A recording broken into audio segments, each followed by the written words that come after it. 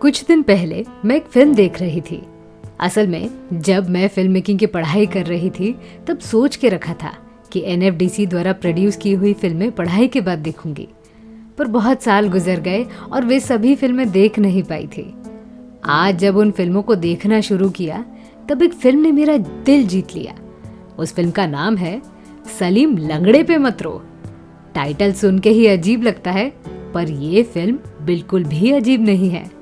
सामाजिक उपदेश देने वाली इस फिल्म में बेहद सारे कमाल के कलाकार दिखते हैं। उनमें से नीलिमा अजीम का किरदार इतना बड़ा तो नहीं है, पर इस फिल्म के हिसाब से बहुत जरूरी है। नीलिमा अजीम की आवाज भी बहुत खूबसूरत है और उनके स्माइल का तो क्या कहना।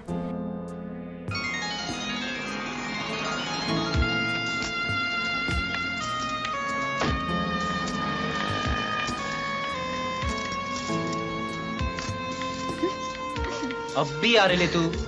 देर हो गई। मेरे को अर्जेंट मीटिंग बोल के क्या बोला? कल तुमने क्या किया था? झगड़ा किया था? हाँ? कहीं चोट वोट तो नहीं लगी तुमको?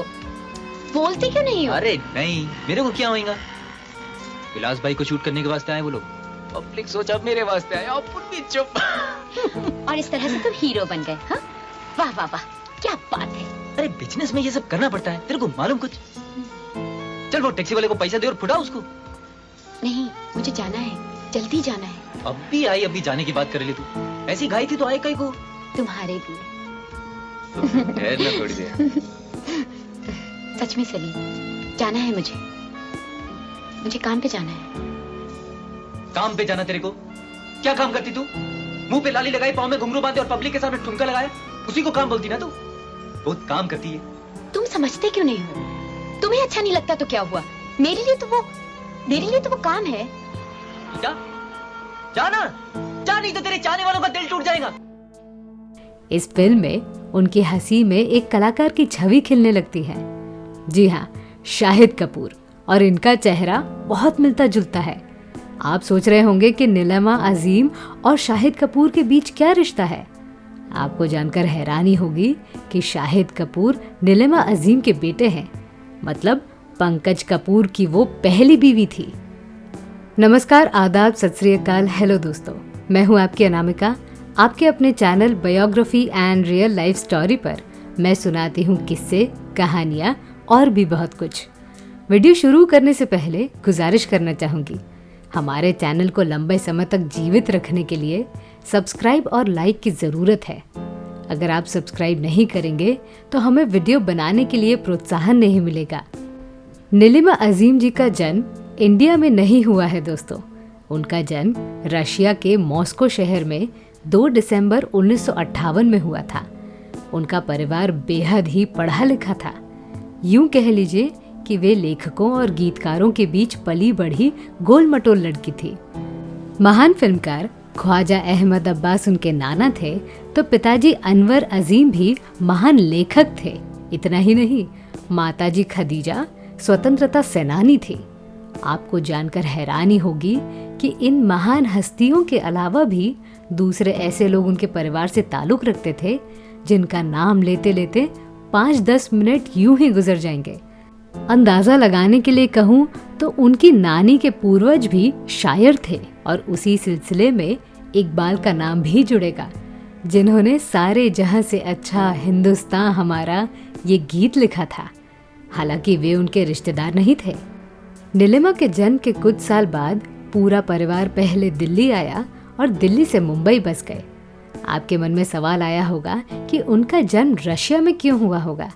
असल में उनके पिताजी कम्युनिस्ट तथा मार्क्सिस्ट ख्यालों वाले इंसान थे, और आप जानते ही हो कि कम्युनिस्ट लोगों के लिए रशिया बड़ा केंद्र है।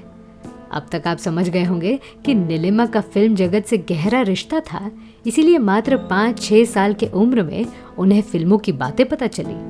नीलिमा का कहना है कि वो बचपन में कथक ताल पर नाचती थी। ये देखकर परिवार के लोग सोचते थे कि मॉस्को जैसे विदेशी शहर में रहते हुए ये चीज इसे किसने सिखाया होगा। असल में नीलिमा अजीम को नृत्य कला जन्मतः अवगत था, इसलिए वो इतनी काबिल कथक डांसर बन पाई। और पंडित बिरजू महाराज का हाथ उनके सर पर हमेशा से ही था। मात्र 4 साल की उम्र में उन्होंने स्टेज पर कथक नृत्य पेश किया था। नीलिमा अजीम का आधा बचपन मुंबई में बीता तो आधा दिल्ली में, पर कुछ साल बाद उनका परिवार दोबारा दिल्ली में बस गया। तब तक 9-10 साल के नीलिमा म्यूजिक, डांस, एक्टिंग जैसे कलाओं से रंग चुकी थी। उनके एक भाई पाशा अजीम को बतौर बाल कलाकार हमारा घर इस फिल्म में काम करने का मौका भी मिल गया। 1964 में रिलीज हुई इस फिल्म को खुद ख्वाजा अहमद अब्बास ने बनाया था। नीलिमा का कहना है कि उन्होंने ऐसे पढ़े लिखे खानदान में जन्म लिया था जहां साहित्य को सबसे अधिक महत्व दिया जाता है, और वे शायद अकेली लड़की थी जिसे पढ़ने में कोई इंटरेस्ट नहीं था। नीलिमा की माताजी ने ख्वाजा अहमद अब्बास को बोल दिया था कि भाई पाशा अजीम जैसा बड़ा किरदार नीलिमा से मत करवाना, नहीं तो उसका पढ़ाई लिखाई में मन नहीं लगेगा। तो ऐसे जबरन तरीके से नीलिमा को पढ़ाई लिखाई करनी पड़ी। पर हाँ, पढ़ाई के दौरान उन्होंने स्टेज शो भी किए और कथक डांस को अपना करियर भी बनाया। कथक के लिए उन्होंने बिरजू महाराज से संपर्क किया, जिन्होंने उन्हें उस सदी का सबसे उत्कृष्ट डांसर बनाया। कुमारी उम्र में उन्होंने गवर्नमेंट के समारोह में परफॉर्मेंस देना शुरू किया था। जब तारीफ होती थी तो उन्हें कुछ समझ नहीं आता था, क्योंकि म्यूजिक, डांस और थिएटर उनके लिए आम बात हो चुकी थी। नीलिमा कहती है कि डांस उनके लिए पहले है, बाकी सब बाद में, चाहे वो थिएटर हो या फिल्में। नीलिमा अजीम के फिल्मी सफर की बात करें तो उन्होंने बतौर बाल कलाकार के रूप में सत्यकाम इस फिल्म में काम किया था। उसके बाद प्रसिद्धि के दायरे में आने के लिए उन्हें 20 साल तक रुकना पड़ा।